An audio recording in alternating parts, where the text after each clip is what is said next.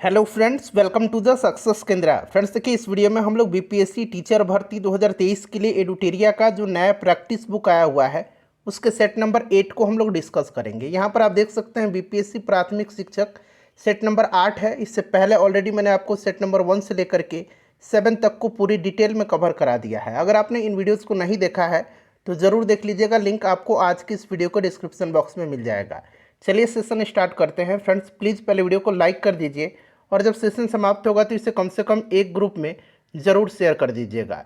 आज के सेशन का पहला प्रश्न पढ़ेंगे। सेट नंबर 8 का पहला प्रश्न है कि स्वदेशी आंदोलन के दौरान राजनीतिक स्वतंत्रता एक राष्ट्र का जीवन रक्त है, यह नारा किसने दिया था। आंसर अगर आप जानते हैं तो आंसर कमेंट में देकर के बताते चलेंगे और सेट को पूरा लगाइए, बहुत ही बेहतरीन सेट है और अपना अपना स्कोर आप लोग ज़रूर कमेंट करके बताइएगा। देखिए, स्वदेशी आंदोलन के दौरान राजनीतिक स्वतंत्रता एक राष्ट्र का जीवन रक्त है, यह नारा दिया था किसने, तो अरविंद घोष ने। Option number A right answer हो जाएगा। अरविंद घोष की एक प्रसिद्ध पुस्तक है लाइफ डिवाइन। याद रखेंगे, प्रश्न पूछा जाता है कि लाइफ डिवाइन जो है किसकी पुस्तक है, तो याद रखेंगे अरविंद घोष की पुस्तक है लाइफ डिवाइन। ठीक है, चलिए उसके बाद दूसरा प्रश्न हमारा कि नील विद्रोह के संदर्भ में निम्नलिखित कथनों पर विचार करें और यहाँ से सही कथन आपको चुन करके बताने हैं। पहला स्टेटमेंट पढ़ेंगे कि यह विद्रोह 1861-62 में बंगाल क्षेत्र में हुआ था। 1861-62 में नहीं हुआ था, यह आंदोलन जो है 1859-60 में हुआ था, तो ये गलत हो जाएगा। आंदोलन की शुरुआत दिगंबर विश्वास एवं विष्णु विश्वास नामक दो व्यक्तियों ने किया था, सही है। आंदोलन की सफलता एक प्रमुख कारण हिंदू मुस्लिम किसानों के बीच पूर्ण एकता थी, ये सही है।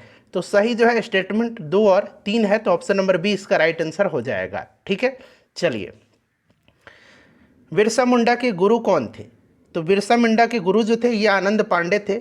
Option number C right answer हो जाएगा। बिरसा मुंडा से संबंधित प्रश्न बीपीएससी बार बार पूछता है, ठीक है, तो ध्यान रखेंगे।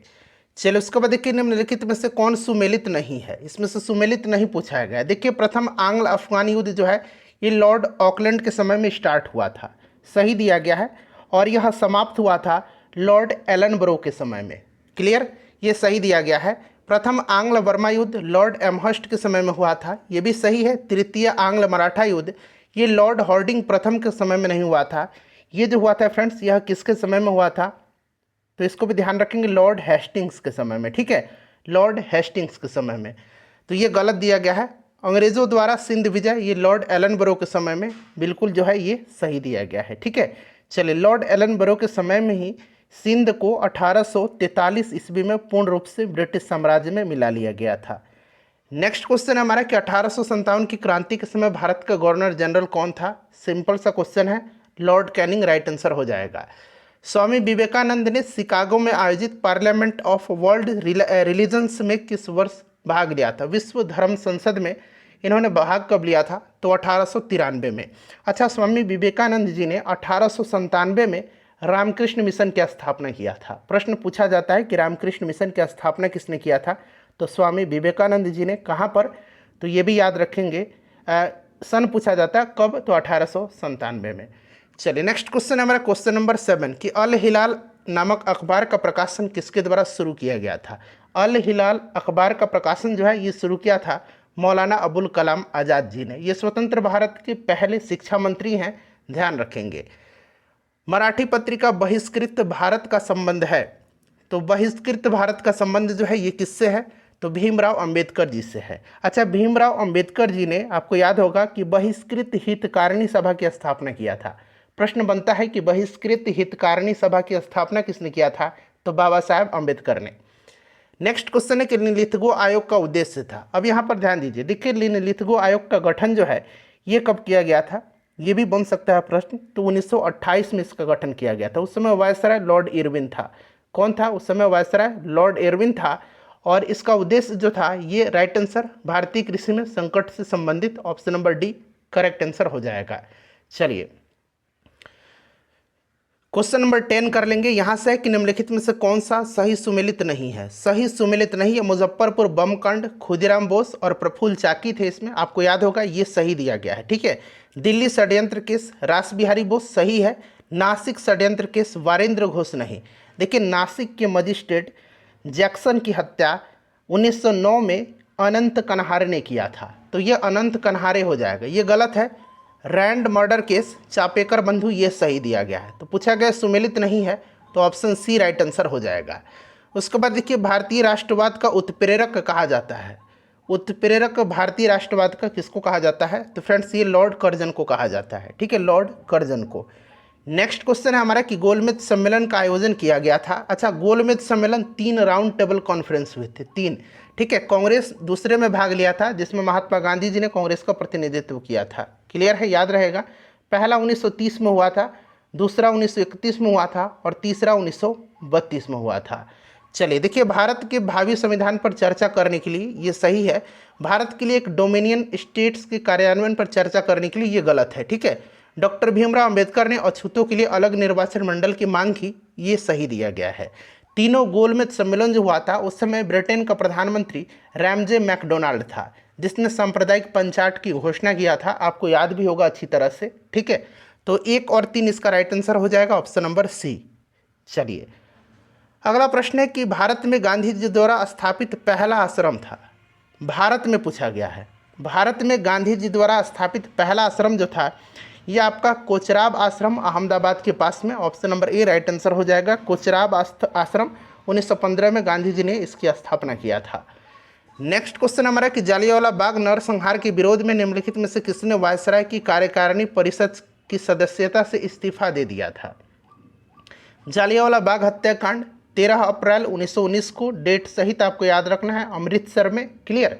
और उस समय जो है इस घटना के बाद वायसराय की कार्यकारिणी परिषद की सदस्यता से इस्तीफा दे दिया था किसने? तो शंकरन नायर ने। तो यहाँ पर देखेंगे एस नायर दिया गया है, शंकरन नायर। क्लियर। चलिए कामाता गुरु नामक एक जहाज है, यह घटना कब हुई थी? तो देखिए कामागाटा मारू जो है ये जहाज, यह घटना जो है पूछा गया है कि कब हुई थी। अच्छा, ये जहाज जापानी जहाज था जिसे बाबा गुरुदत्त सिंह ने किराए पर लिया था। सितंबर 1914 की यह घटना है, ठीक है। बाबा गुरुदत्त सिंह ने इसको किराए पर लिया था, यह एक जापानी जहाज था। कभी कभी पूछा जाता है कि कामागाटा मारू क्या है, तो एक जहाज है। चलिए क्वेश्चन नंबर 16 कर लेंगे कि निम्नलिखित में से कौन सा सुमेलित नहीं है? यहाँ पर देखिएगा तहजीब उल अखलाक, ये सुमेलित नहीं है, मोहम्मद अली जिन्ना की नहीं है, ये सर सैयद अहमद खां की है, ठीक है। उसके बाद यहाँ पर देखेंगे फ्रेंड्स, अगला दिया गया है यहाँ पर द सोशलिस्ट, ये एम.एन. रॉय की नहीं है। द सोशलिस्ट जो है ये डांगे जी की है, ठीक है, डांगे जी की है, एम.एस. डांगे, ठीक है। तो यहाँ पर देखिएगा पॉइनियर, जॉर्ज एलन, कौमी आवाज़, जवाहरलाल नेहरू। तो पूछा गया सुमेलित नहीं है, तो 1 और 4 जो होगा राइट आंसर हो जाएगा, जो कि ऑप्शन नंबर यहाँ पर देखेंगे कि ए में दिया गया है 1 और 4, ठीक है। चलिए अगला प्रश्न हमारा कि यहाँ पर देखिएगा कि भारत की संविधान सभा किसके अनुसार गठित की गई थी? तो देखिए आपको अच्छी तरह से याद होगा कि कैबिनेट मिशन की संस्तुति के आधार पर जुलाई 1946 में जो है संविधान सभा का गठन किया गया था। जुलाई 1946 में कैबिनेट मिशन राइट आंसर हो जाएगा। उसके बाद चलिए 18 नंबर प्रश्न है कि गांधी सेवा संघ की स्थापना किसने किया था? गांधी सेवा संघ की स्थापना जो है ये किसने किया था? बताएंगे राइट आंसर इसका क्या हो जाएगा? करेक्ट आंसर इसका क्या हो जाएगा? तो राइट आंसर जमुनालाल बजाज हो जाएगा। एकमात्र हड़प्पा शहर जिसमें मुख्य सड़क पर प्रवेश द्वार वाले घर हैं, मतलब जो मेन गेट होते थे घरों के ये सड़क पर खुलते थे, तो ये फ्रेंड्स लोथल है। बाकी के जो घरें हैं वो उनके दरवाजे पीछे की तरफ होते थे, इस बात को भी ध्यान रखना आपको। चलो उसके बाद देखिए प्रसिद्ध गायत्री मंत्र जिसमें 10 मंडल 1028 सूक्त का उल्लेख किया गया है किस वेद में मिलता है? 10 मंडल 1028 सूक्त और 10,462 ऋचाएँ, ठीक है, याद रखेंगे ये ऋग्वेद में है। किस में है? ऋग्वेद में है। Option number C right answer हो जाएगा। गायत्री मंत्र ऋग्वेद से ही लिया गया है, पूछा जाता है प्रश्न। चलिए नेक्स्ट क्वेश्चन हमारा कि निम्नलिखित में से कौन अंग महाजनपद की प्रारंभिक राजधानी थी? अंग महाजनपद की प्रारंभिक राजधानी पूछा गया है, तो ये मालिनी थी, ठीक है, option number C right answer हो जाएगा। अगर पूछेगा तो अंग का चंपा थी राजधानी, ठीक है, ये भी ध्यान रखेंगे आप। चलिए उसके बाद देखिए पूछा गया कि बौद्ध धर्म के संबंध में कौन सा कथन सत्य है? इसमें से सत्य कथन जो है कौन सा है? दूसरी बौद्ध संगति में बौद्ध धर्म 2 भाग हीनयान और महायान में विभाजित हो गया, ये सरासर गलत है। ये चौथी बौद्ध संगति में हुआ था जो कनिष्क के शासनकाल में हुआ था। बौद्ध धर्म के महायान संप्रदाय का आदर्श बोधिसत्व को प्राप्त करना है, सही है। बौद्ध धर्म के हीनयान संप्रदाय का आदर्श अरहत पद को प्राप्त करना है। नामग्याल बौद्ध मठ धर्मशाला हिमाचल प्रदेश में स्थित है, ये भी सही है। तो 2, 3 और 4 सही है, सही कथन आपको बताना था। तो 2, 3 और 4 ऑप्शन बी में दिया गया है। चलिए, परम भागवत की उपाधि ग्रहण करने वाला पहला गुप्त शासक कौन था? परम भागवत की उपाधि धारण करने वाला पहला गुप्त शासक जो था ये समुद्रगुप्त था। समुद्रगुप्त को भारत का नेपोलियन भी कहा जाता है, ध्यान रखेंगे। कलिंग नरेश खारवेल का संबंध किस वंश से था? तो ये चेदी वंश के थे, ठीक है। चेदी राइट आंसर हो जाएगा, option number B correct answer हो जाएगा। चलिए, उसके बाद नेक्स्ट क्वेश्चन है कि निम्नलिखित में से किस शासक को वर्ण व्यवस्था का रक्षक कहा जाता है? किस शासक को वर्ण व्यवस्था का रक्षक कहा जाता है? तो फ्रेंड्स, ये कहा जाता है गौतमी पुत्र सातकर्णी को। गौतमी पुत्र सातकर्णी को कहा जाता है, ठीक है। चलिए, इस सातवाहन वंश का सबसे प्रतापी शासक था गौतमी पुत्र सातकर्णी। क्लियर। चलिए, उसके बाद देखिएगा कि किस चोल शासक ने बंगाल की खाड़ी को चोल झील में बदल दिया? तो यह शासक था कौन? राजेंद्र प्रथम। राजेंद्र प्रथम राइट आंसर इसका हो जाएगा। नेक्स्ट क्वेश्चन है हमारा कि अहिंसा, सत्य, अस्तेय और अपरिग्रह, ठीक है, निम्नलिखित में से किस जैन तीर्थंकर की शिक्षा है? तो देखिए फ्रेंड्स, एक यहाँ पर देखिएगा अहिंसा है, सत्य है, अस्तेय है और अपरिग्रह है। ये जो है जैन तीर्थंकर की शिक्षा जो है ये पार्श्वनाथ की है। पार्श्वनाथ जो थे ये जैन धर्म के 23वें तीर्थंकर थे। और इसमें एक और शब्द जोड़ दीजिए, अहिंसा, सत्य, अस्तेय, अपरिग्रह, और जो 5वां सत्य है ये है ब्रह्मचर्य। ब्रह्मचर्य को जोड़ा था वर्धमान महावीर ने। अब यहाँ पर ध्यान दीजिएगा, अहिंसा, सत्य, अस्तेय, अपरिग्रह और ब्रह्मचर्य, ये जो है त्रिरत्न में, जो है त्रिरत्न के अनुसरण में 5 महाव्रत का पालन अनिवार्य होता है। क्लियर है। और ये 5वां जो महाव्रत है ब्रह्मचर्य, इसको जोड़ा था वर्धमान महावीर ने, और ये बाकी 4 जो दिए गए हैं इसको पार्श्वनाथ ने। चलिए, क्वेश्चन नंबर 28 कर लेंगे। देखिए, निम्नलिखित में से कौन सा कार्य बलवन से संबंधित नहीं है? बलवन से संबंधित नहीं पूछा गया है। रक्त और लौह की नीति अपनाई थी, सही है। नौरोज प्रथा को बंद किया था, गलत है। नौरोज प्रथा को इसने स्टार्ट कर दिया था, ठीक है। तो ये वाला जो है गलत दिया गया है। उसने सिजदा और पैबोस प्रथा चलाई, सही है। मंगोलों के विरुद्ध दीवान अर्ज की स्थापना किया था, सही है। दीवान अर्ज जो था एक सैन्य विभाग था, इसका स्थापना बलवन ने किया था। पूछा गया है संबंधित नहीं है, तो ऑप्शन नंबर यहाँ पर देखेंगे बी जो है राइट आंसर इसका हो जाएगा। नेक्स्ट क्वेश्चन हमारा कि दिल्ली सल्तनत के एकमात्र सुल्तान जिसने अपनी आत्मकथा लिखी है वह सुल्तान कौन था? तो वह सुल्तान कौन है जिसने अपनी आत्मकथा लिखी है दिल्ली सल्तनत का? तो फ्रेंड्स, यह जो है यह फिरोज शाह तुगलक है। फिरोज शाह तुगलक ने अपनी आत्मकथा लिखा है फतुहात ए फिरोज शाही, ठीक है। यहाँ मैं लिखता हूँ फतुहात ए फिरोज शाही के नाम से, ठीक है, फिरोज शाही के नाम से, ठीक है, याद रखेंगे। चलिए, उसके बाद देखिए, निम्नलिखित में से कौन छत्रपति शिवाजी महाराज के अष्टप्रधान में नहीं था? शिवाजी का जो मंत्रिमंडल था ये अष्टप्रधान कहलाता था, प्रश्न बनता है, ठीक है। इसमें मुहतबीस नहीं था, ये जो था ये मुगल प्रशासन में था। चलिए, उसके बाद देखिएगा कि जब्ती प्रणाली का संबंध किससे है? जब्ती प्रणाली का संबंध जो है ये राजस्व प्रशासन से है, और टोडरमल के द्वारा इसे स्टार्ट किया गया था, ठीक है, टोडरमल के द्वारा। भारतीय उपमहाद्वीप में कृषि के सबसे पहला प्रमाण कहाँ से मिलता है? पहला प्रमाण जो है ये मिलता है लहुरा देव से। कहाँ से? लहुरा देव से। नेक्स्ट क्वेश्चन हमारा कि सम्राट अशोक ने राष्ट्रीय भाषा एवं लिपि के रूप में निम्न में से किसका प्रयोग किया? सम्राट अशोक ने राष्ट्रीय भाषा के लिए पाली भाषा और लिपि के लिए ब्राह्मी लिपि का जो है प्रयोग किया था।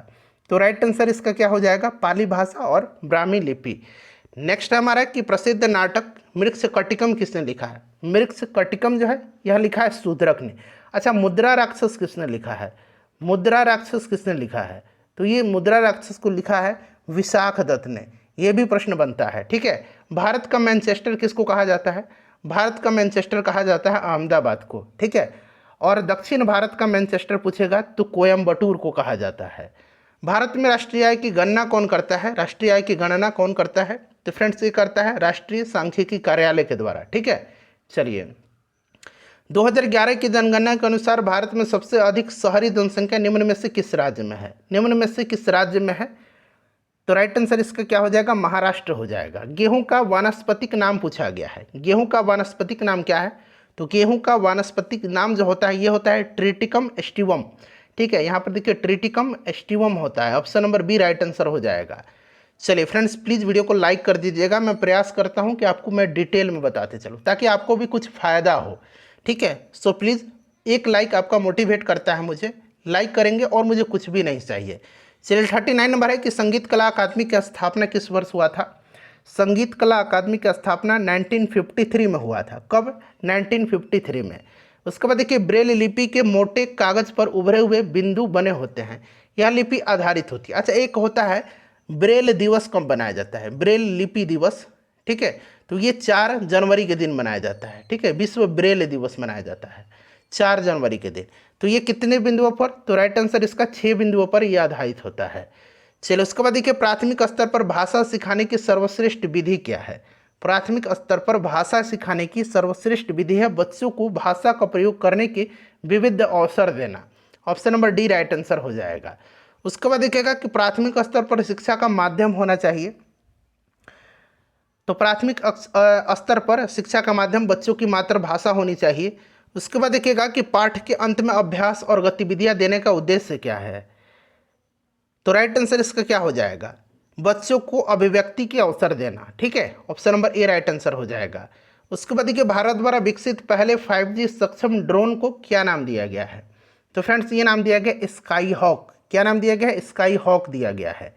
अगला है हमारा कि निम्नलिखित में से किस देश ने दुनिया का सबसे लंबा यात्री ट्रेन चलाया है। यात्री ट्रेन है तो ये स्विट्जरलैंड में चलाया गया। 100 डिब्बों वाला यह ट्रेन है और इसकी लंबाई लगभग 1910 मीटर है, ठीक है। कहीं कहीं आपको सीधे 2 किलोमीटर लिखा मिलेगा या 1.9 किलोमीटर मिलेगा, तो शायद ये 1910 मीटर ही है, ठीक है, ध्यान रखेंगे। चलिए, केंद्रीय आर्थिक सर्वेक्षण के अनुसार वित्त वर्ष 2022-23 के लिए कितना प्रतिशत राजकोषीय घाटा का अनुमान लगाया गया है। तो ये लगाया गया 6.4%। मई 2023 में निम्नलिखित में से किसे विश्व बैंक के अध्यक्ष के रूप में नियुक्त किया गया। ये प्रश्न बहुत ही इंपॉर्टेंट है क्योंकि भारतीय मूल का व्यक्ति बना है, अजय बंगा बने हैं, ठीक है। चलिए, बिहार सरकार द्वारा वर्ष 2023-24 के लिए लगभग कितने रुपये के कुल परिव्यय के साथ राज्य का बजट पेश किया गया। तो ये 2.62 लाख करोड़। तो option number A right answer इसका हो जाएगा 2.62 लाख करोड़, ठीक है। चलिए, उसके बाद देखिएगा कि निम्नलिखित में से कौन सा एक खनिज है जो रक्तचाप को नियंत्रित करने के लिए महत्वपूर्ण है। रक्तचाप के लिए जो महत्वपूर्ण है वो सोडियम है, ठीक है। सोडियम राइट आंसर हो जाएगा। क्वेश्चन नंबर 50 से हमारा कि निम्नलिखित में से कौन सा एक अतिरिक्त गुणसूत्र 21 की उपस्थिति के कारण होने वाला एक अनुवांशिक विकार है। अनुवांशिक विकार कौन सा है इसमें? तो ये डाउन सिंड्रोम है। क्या है फ्रेंड्स? डाउन सिंड्रोम है, याद रखेंगे। बीज वाले पौधे में नर गैमेटोफाइट को आमतौर पर क्या कहा जाता है। नर गैमेटोफाइट को क्या कहा जाता है? तो फ्रेंड्स ये पराग कहा जाता है इसको, ठीक है। चलिए, फूल वाले पौधे में अंडाशय विकसित होता है। फूल वाले पौधे में अंडाशय विकसित होता है।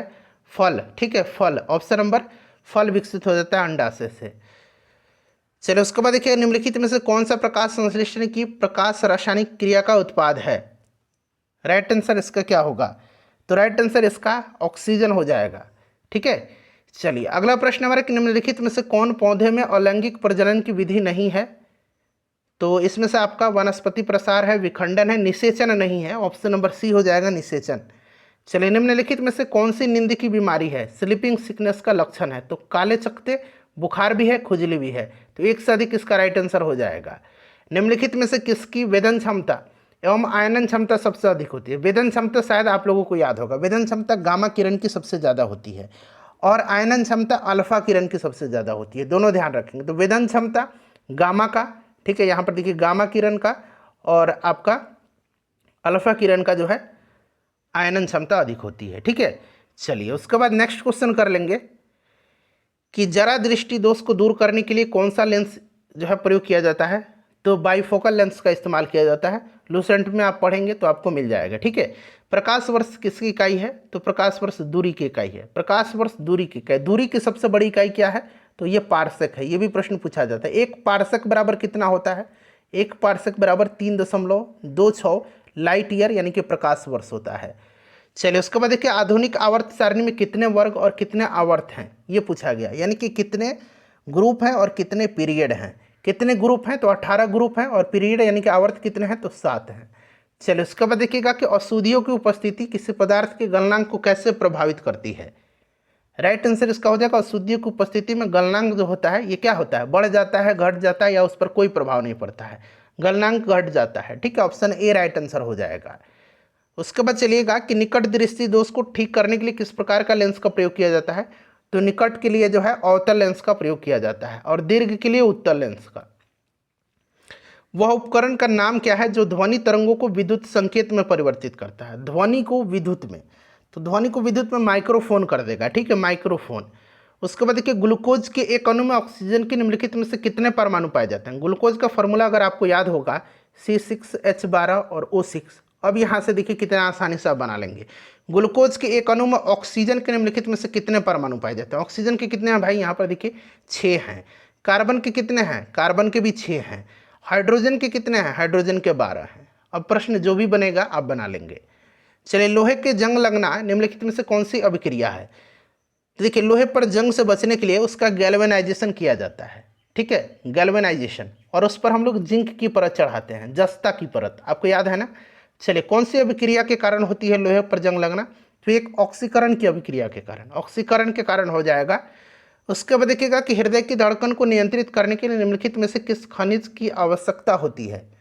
तभी हमने ब्लड रक्तचाप पढ़ा था, उसके लिए सोडियम की आवश्यकता होती है, और यहाँ पर पूछा गया हृदय की धड़कन के लिए तो पोटेशियम होता है। चलिए, उसके बाद देखिए हाइड्रोजन एवं हीलियम गैसों के बीच निम्नलिखित अंतरों पर विचार करें, और यहाँ से सही कथन आपको बताना है। हीलियम एक अज्वलनशील गैस है जबकि हाइड्रोजन एक अत्यधिक ज्वलनशील गैस है। क्या इसमें से सही है, तो यही सही है। ठीक है, तो केवल एक इसका राइट आंसर हो जाएगा, बाकी जो है ये गलत दिया गया है। साबुन मुख्यतः लवण होते हैं, साबुन जो होते हैं ये पोटेशियम के भी और सोडियम के भी लवण होते हैं, तो ए और बी दोनों राइट आंसर हो जाएगा। फलों को ताज़ा रखने के लिए निम्नलिखित में से किस अम्ल का प्रयोग किया जाता है। तो ये अम्ल जो है ये फॉर्मिक एसिड है। ठीक है, चलो उसके बाद देखिएगा कि द्रवों की तुलना में गैसों को आसानी से संपीड़ित किया जा सकता है, इसका कारण क्या है। तो द्रव्य की तुलना में गैसों को आसानी से संपीड़ित किया जा सकता है क्योंकि गैसों के अणुओं के बीच स्थान जो होता है ये बड़ा होता है। तो गैसों के अणुओं के बीच का स्थान बड़ा होना, option number A right answer हो जाएगा। उसके बाद चलिएगा नेक्स्ट क्वेश्चन कर लेंगे 70 नंबर। पूछा गया कि इथीन का प्रयोग निम्न में से किस कार्य हेतु किया जाता है। तो मस्टर्ड गैस के निर्माण में भी, ठीक है, एक जहरीली गैस है मस्टर्ड गैस, निषेचक के रूप में भी और कृत्रिम रंग निर्माण में भी, इनमें से सभी के जो है निर्माण में प्रयोग किया जाता है इसका। चलो उसके बाद 71 नंबर क्वेश्चन कर लेंगे। प्रश्न है कि निम्नलिखित में से अधिकतम कितने अंतराल के बाद संसद की बैठक नहीं हो सकती है। तो ये आपको पता है कि 6 माह होता है राइट आंसर इसका। उसके बाद देखिए निम्नलिखित राज्यों में से किस राज्य में 2 स्तरीय पंचायती राज व्यवस्था है। वैसे सभी जगह त्रिस्तरीय है लेकिन यहाँ 2 स्तरीय पूछा गया है, तो ये सिक्किम राइट आंसर इसका हो जाएगा। सिक्किम की राजधानी कहाँ है, गैंगटोक है। ठीक है, चलिए निम्नलिखित में से किस अनुच्छेद के तहत विधानसभा के अध्यक्ष एवं उपाध्यक्ष का प्रावधान निहित है। तो यह अनुच्छेद 178 में है। राष्ट्रपति 5 वर्ष तक अपने पद पर बना रहता है। बताएंगे राइट आंसर क्या हो जाएगा, सभी ऑप्शन को पढ़ लीजिए। राष्ट्रपति 5 वर्ष तक अपने पद पर रहता है अपने पद ग्रहण के दिन से, option number C right answer हो जाएगा। आर्टिकल 52 में कहा गया है कि भारत का एक राष्ट्रपति होगा। क्लियर है। चलो उसके बाद देखिएगा कि कौन सा अनुच्छेद नागरिकों को सर्वोच्च न्यायालय का दरवाजा खटखटाने में सक्षम बनाता है यदि वे मानते हैं कि उनके मौलिक अधिकारों से वंचित किया गया है। तो ये आपको भली भांति याद है, अनुच्छेद 32 है जिसको बाबा साहब अम्बेडकर ने संविधान की आत्मा कहा है। अनुच्छेद 32 क्या है, संवैधानिक उपचारों का अधिकार है। क्लियर। चलिए उसके बाद देखिएगा कि संविधान सभा का प्रथम बैठक कहाँ हुआ था। पहला बैठक जो है 9 दिसंबर 1946 को हुई थी।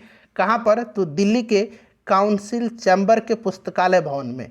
क्लियर, तो नई दिल्ली राइट आंसर हो जाएगा। निम्नलिखित में से कौन सा भारत के राष्ट्रपति के निर्वाचन मंडल का तो भाग है परंतु महाभियोग अधिकरण का भाग नहीं है।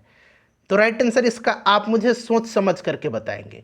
एक प्रश्न मैं आपसे पूछता हूँ, खूब सोच समझ करके इसका आंसर बताइएगा। ठीक है, चलिए उसके बाद देखिएगा कि राष्ट्रीय न्यायिक नियुक्ति आयोग अधिनियम जिसे सर्वोच्च न्यायालय के द्वारा निरस्त कर दिया गया, निम्नलिखित में से किस संविधान संशोधन अधिनियम के द्वारा लगाया गया था। तो फ्रेंड्स ये लगाया गया था 99वां संविधान संशोधन अधिनियम के द्वारा। संसद सदस्य चुने जाने के लिए एक व्यक्ति को किस आयु से कम नहीं होना चाहिए। अब यहाँ संसद में देखिए लोकसभा भी है और राज्यसभा भी है, तो दोनों का कोई एक सदस्य बन गया तो संसद सदस्य तो हो ही गया। न्यूनतम 25 वर्ष हो जाएगा, ये लोकसभा के लिए है। अधिकतम 30 वर्ष राज्यसभा के लिए है, न्यूनतम 30 वर्ष राज्यसभा के लिए है। ठीक है, चलिए उसके बाद देखिएगा कि भारत के संविधान की किस अनुसूची में दल बदल विरोधी कानून का विशेष प्रावधान है। दल बदल जो है ये 10वीं अनुसूची में है, ठीक है, और इसको 1985 में जोड़ा गया था।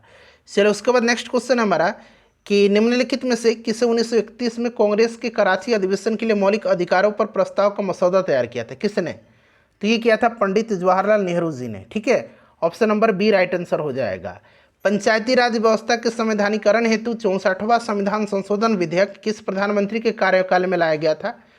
तो ये लाया गया था राजीव गांधी जी के कार्यकाल में, और इसी के आधार पर पीवी नरसिंह राव सरकार ने 73वां संविधान संशोधन विधेयक को जो है पारित किया था। चलिए उसके बाद नेक्स्ट क्वेश्चन है कि संसद का संयुक्त अधिवेशन निम्नलिखित में से किस अनुच्छेद के अंतर्गत आयोजित किया जाता है? संयुक्त अधिवेशन जो है यह अनुच्छेद 108 में है, ठीक है। चलिए उसके बाद देखिएगा कि निम्न किस अर्थशास्त्री ने भारत में सबसे पहले वैज्ञानिक दृष्टि से राष्ट्रीय आय की गणना किया था? तो ये किया था यहाँ पर देखिए VK राव ने, ठीक है। नेक्स्ट हमारा कि मत्स्य एवं खनन जो है ये किस क्षेत्र के अंतर्गत आते हैं? सिंपल सा क्वेश्चन है, प्राथमिक क्षेत्र के अंतर्गत आते हैं। भारत में किस उद्योग में सर्वाधिक लोग कार्यरत हैं? तो यहाँ पर देखेंगे करेक्ट आंसर हो जाएगा कपड़ा उद्योग में। चलिए उसके बाद देखिएगा कि भारत की विदेशी व्यापार से संबंधित आंकड़े किसके द्वारा जारी किए जाते हैं? विदेशी व्यापार से, तो ये reserve bank of India RBI के द्वारा जारी किए जाते हैं। किस पंचवर्षीय योजना के दौरान भारत में मिश्रित अर्थव्यवस्था को चुना गया? मिश्रित अर्थव्यवस्था दूसरी पंचवर्षीय योजना, ठीक है। Option number A right answer हो जाएगा, दूसरी पंचवर्षीय योजना। निम्न में से कौन सा तत्व भूपटल पर सर्वाधिक मात्रा में पाया जाता है? निम्न में से पूछा गया तो इसमें से एल्युमिनियम हो जाएगा, वैसे ऑक्सीजन होता है। टाइटन निम्नलिखित में से किस ग्रह का सबसे बड़ा उपग्रह है? टाइटन जो है ये शनि का उपग्रह है, ठीक है। चलिए उसके बाद देखिए पंजाब में भूमि निम्नीकरण का निम्नलिखित में से कौन सा मुख्य कारण है? तो अत्यधिक सिंचाई हो जाएगा, अधिक सिंचाई इसका राइट आंसर हो जाएगा। निम्न में से देखिए, निम्न में से पूछा गया है कि कौन सा राज्य सर्वाधिक लिंगानुपात वाला राज्यों में शामिल है? सर्वाधिक वैसे केरल है, निम्न में से पूछा गया है तो ये तमिलनाडु है। चलिए उसके बाद देखिए 93 नंबर क्वेश्चन है कि राउरकेला इस्पात इकाई की स्थापना, राउरकेला इस्पात संयंत्र की स्थापना किस देश के सहयोग से किया गया था? तो राउरकेला किया गया था जर्मनी के सहयोग से। और अगर दुर्गापुर पूछेगा, दुर्गापुर स्टील प्लांट की स्थापना, तो ये यूनाइटेड किंगडम की सहायता से किया गया था, ठीक है। चलिए उसके बाद देखिए निम्नलिखित में से दुर्गापुर कहाँ पर है? पश्चिम बंगाल में है। राउरकेला कहाँ पर है? उड़ीसा में है। निम्नलिखित में से भारत की किस मृदा को अंतर्राष्ट्रीय रूप से उष्णकटिबंधीय यहाँ पर देखिए चेरनोजम मृदा कहा जाता है? उष्णकटिबंधीय चेरनोजम मृदा कहा जाता है काली मृदा को। इसको रेगुर मिट्टी भी कहा जाता है, कपास के उत्पादन के लिए ये उपयुक्त होती है मिट्टी। भारत में पाए जाने वाले कोंधारी वन कितने ऊंचाई के बीच पाया जाता है? तो भारत में पाया जाने वाला जो कोंधारी वन है ये 2500 से 4500 मीटर की ऊंचाई पर पाया जाता है। पेंटागोनिया का पठार निम्न में से किस देश में स्थित है? तो पेंटागोनिया का पठार जो है ये अर्जेंटीना में है।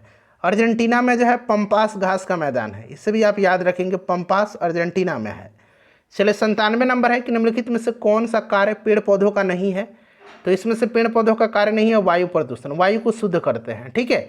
चलिए बाकी सभी है पेड़ पौधों का कार्य, ऑक्सीजन भी मुक्त करना, शोर का अवशोषण करना, जितने भी नॉइज है पॉल्यूशन है, नॉइज पॉल्यूशन, इनको ऑब्जर्व करना, कार्बन डाइऑक्साइड का अवशोषण करना, ठीक है।